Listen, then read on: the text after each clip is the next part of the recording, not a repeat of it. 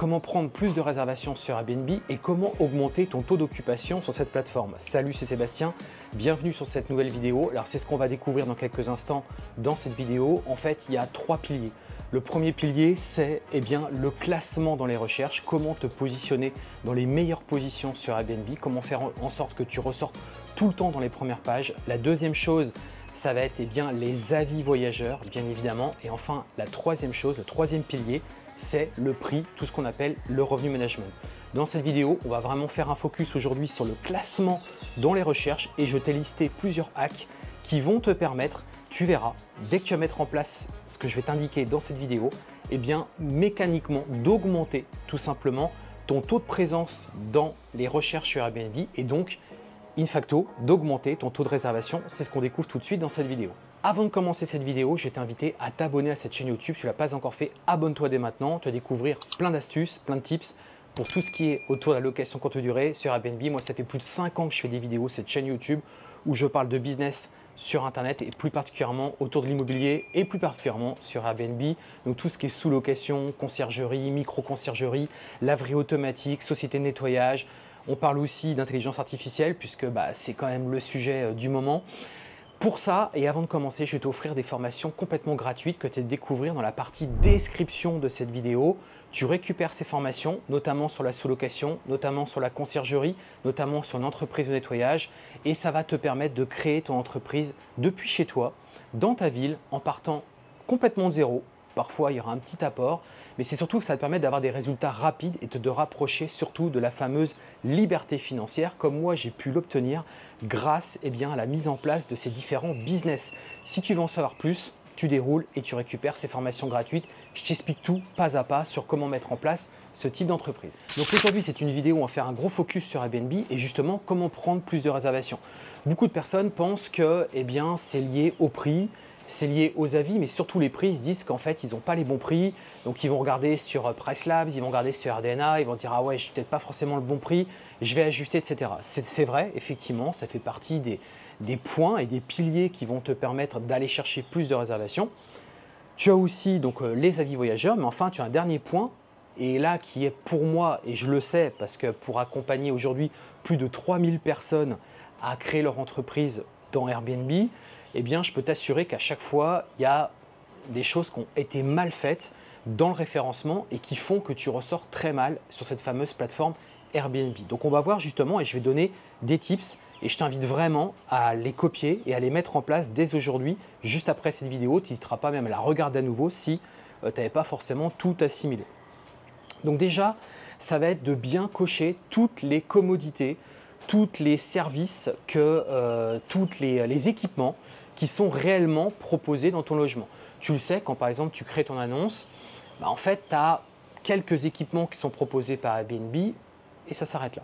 Il faut vraiment retourner sur l'annonce et compléter l'affiche et rajouter tous les équipements qui manquent. C'est super important parce que quand tu vas faire ça, tu vas maximiser dans les filtres de recherche par rapport aux voyageurs ta sortie sur le résultat de la recherche qui est faite sur Airbnb.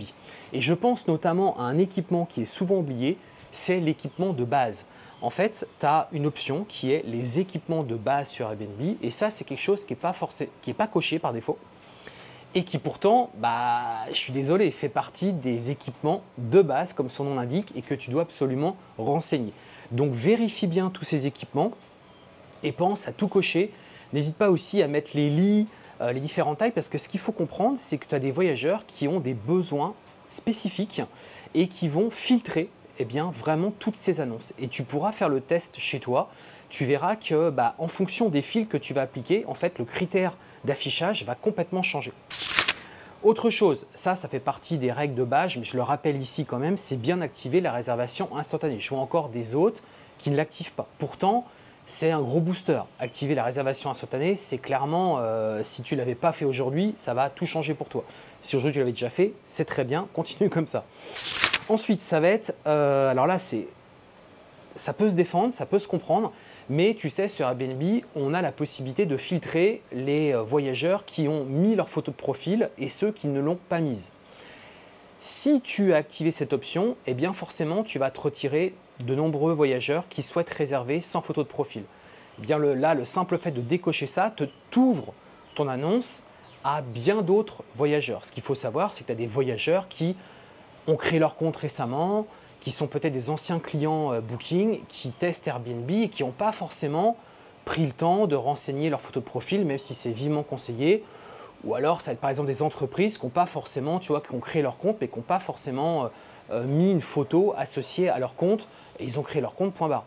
Et le fait de faire ça, tu te doutes bien que tu as retiré déjà énormément de potentiels voyageurs qui pourraient venir dans ton annonce. Alors, je vois tout de suite des commentaires, d'ailleurs, vous n'hésiterez pas à les mettre, à les rajouter, qui vont dire « Oui, mais attends, Sébastien, si on fait ça, ça veut dire que là, on s'expose à des voyageurs voilà, on a des doutes sur peut-être leur sérieux dans la présence de notre logement. » Oui et non, parce qu'en en fait, il y a la photo de profil, mais il n'y a pas que ça. Il y a aussi les avis qu'ils ont pu avoir auparavant.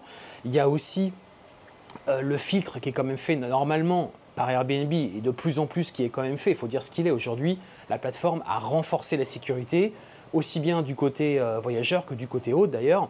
Et en fait, les réservations qui sont prises sont de plus en plus normalement qualitatives, même si tu pourras te retrouver à un moment donné avec des réservations où tu auras des fêtes, où tu auras eu des dommages dans ton logement. Ça peut arriver, hein, bien entendu, le risque zéro n'existe pas. Donc ça, c'est une option qui peut te permettre en fait tout simplement de t'adresser à un plus grand nombre de voyageurs.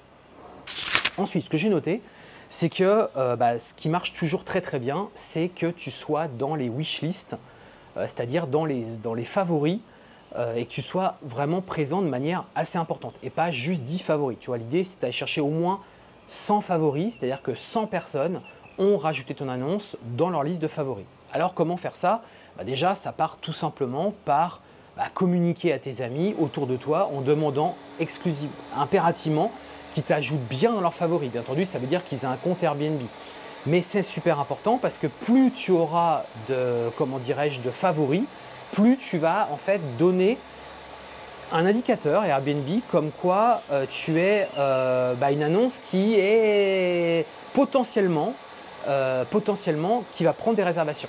Et ça se vérifie notamment dans l'indicateur de performance sur Airbnb puisqu'on a aujourd'hui un indicateur qui nous donne justement toutes ces relevés d'informations. Donc ça, pense à le faire donc auprès de tes amis, mais ensuite tu as des groupes. Tu as des groupes privés où justement tu peux t'échanger, c'est-à-dire que si une personne le fait pour toi, tu le fais pour elle et inversement. Bon, j'espère que le son est bon parce qu'il y a un petit peu de bruit derrière moi, ça fait un peu de travaux et j'espère que ça va être, la vidéo va quand même être de qualité. Je m'en excuse si malheureusement le son n'était pas au rendez-vous.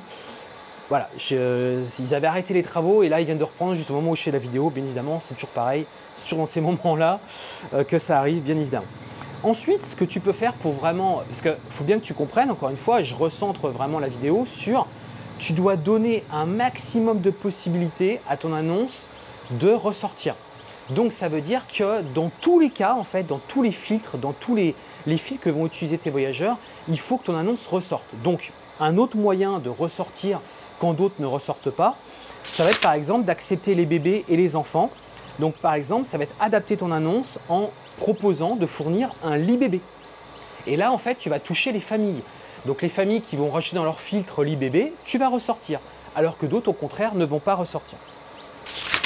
Ensuite, ce que tu peux faire, c'est par exemple par rapport aux cigarettes. Alors là, je sais, c'est à double tranchant, ça peut, faut le tester pour moi. C'est autoriser la cigarette dans certaines zones. Donc par exemple, c'est dire, moi la cigarette, je l'accepte, mais par contre, que en terrasse ou que en salon, hein, ou en balcon, pardon. Et là, en fait, tu vas donner tout simplement la possibilité de prendre plusieurs réservations parce que tu as des voyageurs qui vont cocher la case, est-ce qu'on peut fumer dans le logement? Alors quand on dit dans le logement, c'est dans les espaces extérieurs au logement. Tu vois, donc, par contre, il faut que ça soit bien précisé dans l'annonce, c'est évident. Parce que sinon, là, le voyageur va dire, attendez, c'était écrit qu'on pouvait fumer, mais il faut bien préciser les lieux dans lesquels tu acceptes ça. Et le fait de faire ça, bien évidemment, va ouvrir le champ des filtres et va te donner la possibilité d'aller chercher plus de réserves. Ensuite, en fait, l'idée, c'est que tu sois le plus flexible possible. C'est-à-dire que tu vas adapter tes règles en fonction de ce que tu as pu constater sur le marché. Donc par exemple, on l'a vu, les fumeurs, ça va être aussi, on va le voir juste après, les animaux, ça va être éventuellement une annulation souple et en fait que tu vas adapter selon la saisonnalité et ton taux d'occupation. Parce que bien évidemment que quand tu es dans une période de l'année qui est beaucoup plus, par exemple janvier, février, mars, où on sait que c'est des mois difficiles, bah là, il va falloir être beaucoup plus flexible et accepter un petit peu plus de choses que tu n'aurais pas acceptées auparavant pour augmenter ton taux d'occupation. Je te donne un exemple concret. On arrive justement sur les animaux. Ce qu'il faut savoir, c'est que dans beaucoup de marchés, dans beaucoup de villes, en fait, les annonces qui acceptent les animaux sont peu nombreuses. J'ai fait le cas juste avant de faire cette vidéo dans ma ville. En fait, c'est simple, tu as au moins 2 fois moins d'annonces parce que quand j'ai rajouté le critère, moi j'ai un animal de compagnie, j'ai divisé par 2 le nombre d'annonces, par 2 illico. Donc ça veut dire que déjà, si tu veux, tu vas donner la possibilité de prendre plus de réservations parce qu'en fait, le choix qui est proposé à ces personnes qui ont des animaux de compagnie est quand même beaucoup plus restreint. Donc ça, pense à le faire. En plus de ça, sur Airbnb, on peut rajouter des frais justement couvrant le fait qu'on accepte des animaux. Donc autant ne pas s'en priver, quoi. On arrive à un autre point, c'est que tu dois vraiment faire attention, et je te mettrai d'ailleurs un screenshot sur cette vidéo, c'est qu'aujourd'hui, en fait, en fonction des villes, tu feras le test, tu regarderas, tu testeras plusieurs villes. Quand le voyageur lance un filtre de recherche, il a par défaut des icônes qui sont proposées. Donc ça va être par exemple le Wi-Fi, annulation gratuite, bref, ils vont proposer, il y aura des icônes qui vont être proposées. Et quand tu défiles un petit peu plus, en fait après tu as les équipements qui sont les plus demandés. Et là, ce que je veux dire par là, c'est qu'en fonction des villes, les équipements et les icônes ne sont pas les mêmes. Parce qu'en fait, ces icônes et ces équipements changent en fonction de la demande qu'il y a dans ta ville. Et en fait, en fonction des villes, il peut y avoir des demandes qui peuvent être complètement différentes. Donc, charge à toi de repérer tous les onglets et tous les équipements qui sont proposés par défaut dans les critères de recherche sur Airbnb dans ta ville et faire en sorte que tu répondes justement à tous ces critères. De sorte que si quelqu'un coche toutes les cases en question et qu'il clique sur valider, que tu ressortes bien. Parce que si tu n'as pas coché cet équipement, je te le dis, en fait, la personne cliquera sur valider et tu ne ressortiras pas. Et c'est quand même dommage. Alors que ça se trouve, cet équipement, tu l'avais. Donc ça, fais super attention parce que ces équipements de base ne sont pas les mêmes d'une ville à une autre. Un autre tips, hack que je peux te donner ici, c'est augmente la capacité d'accueil. Si tu veux prendre plus de réservations, si par exemple tu as un bel appartement qui est assez grand, qui fait par exemple 35-40 mètres carrés, qui normalement accepte que 2 personnes, vois pour éventuellement rajouter un lit d'appoint. En fait, ou un matelas gonflable ou quelque chose qui permet, si tu veux, d'accepter un voyageur supplémentaire. Parce que le fait de faire ça va mécaniquement, naturellement, donner en fait plus de visibilité à ton annonce parce que c'est pas 2 mais c'est 3. Donc tous ceux qui vont faire des sélections sur 3, tu vas ressortir. Alors qu'auparavant tu ressortais pas. Et finalement pour toi ça coûte pas grand chose. Ou ça va être un lit, tu sais, un lit pliant. Ça existe, ça peut très bien se ranger dans une pièce, dans un coin de la pièce et tu as juste à le déplier. Après bien évidemment il y a l'organisation des draps, etc. Je sais que ça peut être, je le sais parce qu'on le vit au quotidien dans mes appartements, mais mine de rien, c'est un moyen d'aller chercher plus de réservations, et enfin du moins de ressortir de manière beaucoup plus régulière sur l'algorithme Airbnb et donc in fine, statistiquement, de prendre plus de réservations, c'est évident. Tu sais, c'est un peu comme un site web. Si tu veux prendre plus de commandes, si par exemple tu as un site web de vente en ligne, il faut que tu aies plus de passages sur ton site web. C'est comme dans un magasin classique, si tu veux qu'il y ait plus de ventes, il faut qu'il y ait plus de clients. Qui dit plus de clients, dit plus de visibilité de ton logement, de ton magasin. C'est exactement la même chose en fait sur la visibilité de ton annonce. Autre chose aussi, ça va être proposer une politique d'annulation flexible. Surtout en basse saison. Alors en haute saison, non. Tu retires ça, tu te mets directement comment dirais-je, vraiment en strict. Mais en basse saison, franchement, sois maximum modéré. L'idéal, c'est même d'être flexible. Parce que ça te permet justement d'aller chercher ce type de réservation. Alors après, il y a tout ce qui est option d'accessibilité pour les personnes qui ont des handicaps. Tu as des options en fait qui sont proposées. Alors là, je le sais qu'il y a très peu d'annonces qui ont coché ça. Là, je te le dis, très peu d'annonces. Vérifie si ton logement peut rentrer, donc surtout s'il est en rez-de-chaussée. Vérifie s'il peut correspondre et qu'il peut être adapté. Parce que là, pour le coup, bah, tu vas pareil ressortir pour une niche, certes, de voyageurs. Mais enfin, on est bien là quand même pour maximiser la visibilité de ton annonce.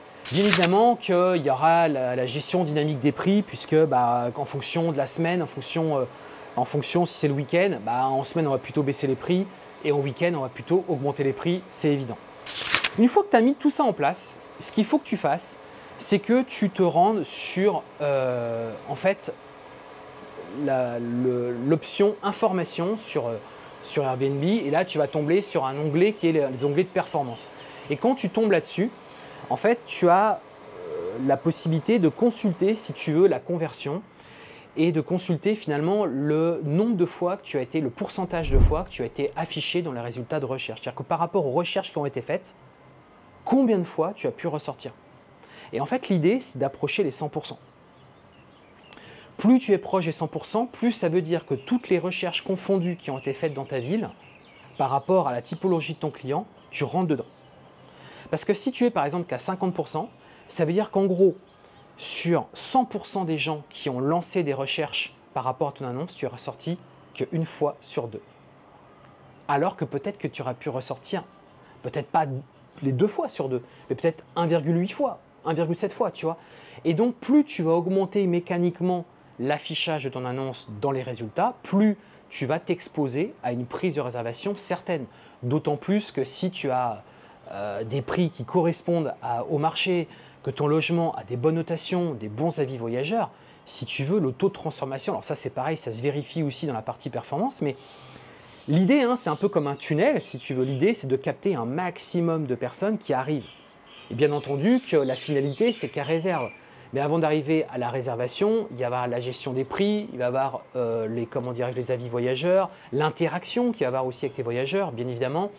Mais ça commence par la base, par le flux, la masse. Comment capter cette masse en fait. Et après, on va petit à petit vers le bout du tunnel qui est donc la prise de réservation. Ça se vérifie, c'est ça qui est top sur Airbnb, qu'on n'a pas par exemple sur Booking, c'est que sur Airbnb, on maîtrise tout ça. Donc on a la maîtrise et quelqu'un qui est chevronné, quelqu'un qui a de l'expérience, qui sait exactement comment traiter toutes ces informations, je peux t'assurer qu'il est capable d'aller chercher des réservations. Et là, je n'ai pas parlé spécifiquement du revenu management, parce que tu as beaucoup de personnes qui te disent revenu management. Oui, il faut faire du revenu management, c'est évident. Mais attention, sur Airbnb, ce n'est pas le seul moyen de prendre des réservations. Il y a aussi tout un tas d'adaptation à ton marché, on l'a vu dans les paramétrages, parce que les paramétrages sont liés à ta ville, qui vont te permettre de maximiser ta présence, dans les résultats de recherche et donc, in fine, dans la prise de réservation. Moi, ça fait plus de 5 ans que je fais, même plus que ça, puisque j'ai démarré le Airbnb il y a maintenant 10 ans, puisque j'avais démarré à l'étranger. Donc, j'ai pu voir les évolutions d'Airbnb. Certains disent qu'aujourd'hui, il y a énormément d'annonces sur la plateforme. Oui, mais il y a aussi énormément d'outils. Énormément d'outils sur la plateforme, des outils hors plateforme qui te permettent justement de devenir vraiment professionnel et de tirer ton épingle du jeu. Donc c'est toujours pareil, c'est ce que j'expliquais à mes élèves samedi dernier en séance de live, en séance de coaching. Je leur disais, vous savez, dans un marché, il y a quand vous rentrez dans un marché naissant, nouveau, où là, effectivement, vous êtes un peu tout seul, entre guillemets, si on peut dire ça comme ça. Le problème, c'est qu'il n'y a pas de règles, il n'y a pas de base sur quoi se fonder, il n'y a pas d'analyse de marché, il n'y a pas de… On ne sait pas trop vers quoi on va, il n'y a pas d'outils. Et en fait, tu navigues un petit peu à vue. À l'inverse, quand tu es sur un marché qui est constitué, qui est existant, qui a déjà du volume, qui a de la volatilité, le truc, c'est qu'il y a tellement d'indicateurs, tellement d'outils pour comparer, pour analyser, que en fait, si tu es suffisamment professionnel, tu vas clairement tirer ton épingle du jeu. Mais si c'est sûr que tu as un comportement comme un débutant, entre guillemets, c'est-à-dire quelqu'un qui arrive sur un marché comme ça, en fait, tu es perdu dans la masse. En fait, tu vois ce que je veux dire? C'est que tu t'exposes face à toi c'est comme si tu montais ton hôtel et qui connaissaient rien, quoi. Et c'est comme ceux, par exemple, qui montent des restaurants, qui connaissent rien, quoi, qui du jour au lendemain se revendiquent restaurateurs. Mais ils vont échouer, c'est évident. Bah, c'est la même chose en fait ici sur Airbnb.